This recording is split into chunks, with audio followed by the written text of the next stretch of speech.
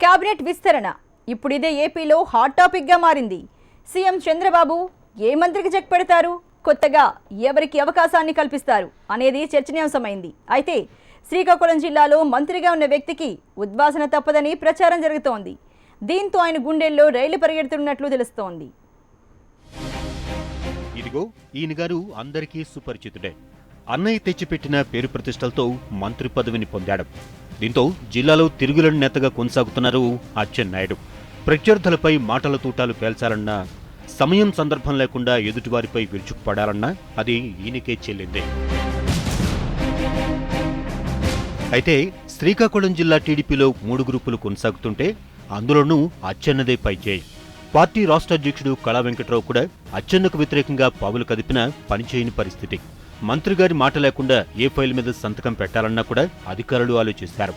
ఆయనది పేరుకు కార్మిక శాఖ అయినా కూడా జిల్లాలో అన్ని శాఖలను గుప్పెట్లో పెట్టుకున్నారు. జిల్లా ఇన్ఛార్జి మంత్రిగా పరిటాల సునీత ఉన్న పేరుకు మాత్రమే. దీంతో జిల్లాలో మంత్రి అచ్చెన్నాయుడుకు తిరుగు లేకుండా పోయింది. ఇప్పుడు కేబినెట్ విస్తరణకు సీఎం చంద్రబాబు రంగం సిద్ధం చేస్తూ ఉండడంతో జిల్లాలో ఉత్కంఠ మొదలైంది. పలాసి ఎమ్మెల్యే గౌతు శ్యాంసుందర్ శివాజీ కేబినెట్ విస్తరణపై ఆశలు పెట్టుకుంటే కళా వెంకట్రావు కూడా లోకేష్ ద్వారా పావులు కదుపుతున్నారు. ఇతర పార్టీల ఎమ్మెల్యేలను టీడీపీలోకి తీసుకురావడంతో సక్సెస్ కావడంతో కళా వెంకట్రావుకు మంత్రి పదవి దక్కుతుందని ఆయన వర్గం ఆశాభావాన్ని వ్యక్తం చేస్తోంది.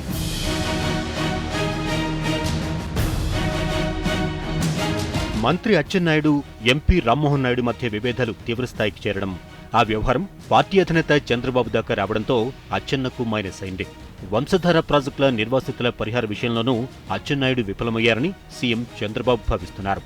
అంతేకాకుండా ఉద్దాన ప్రాంతంలో వేరే పార్టీలు జోక్యం చేసుకునేదాకా అక్కడి సమస్యను మంత్రి గుర్తించకపోవడం నుంచి రైసు మిల్లర్ల అక్రమాల వరకు ప్రతి ఒక్కటి కూడా అచ్చెన్నకు మైనస్లుగా కనపడుతున్నాయి.